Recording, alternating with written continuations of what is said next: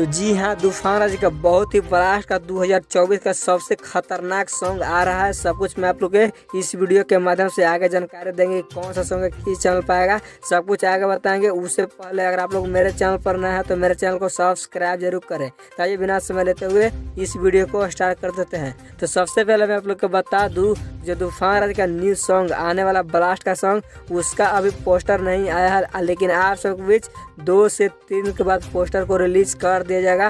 क्योंकि तूफान राज अभी सॉन्ग को शूटिंग कर रहे हैं, इसी के कारण अभी पोस्टर नहीं आ रहा है। लेकिन आप सब 2 से 3 दिन और इंतजार कीजिए और उसके बाद पोस्टर को रिलीज कर दिया जाएगा। और उसके बाद 2 दिन के बाद सॉन्ग को भी रिलीज कर दिया जाएगा। क्योंकि तूफान राज ने बहुत सारा सॉन्ग का शूटिंग अभी कर रहे हैं, इसीलिए उनका पोस्टर आने में और सॉन्ग आने में कुछ लेट हो रहा है।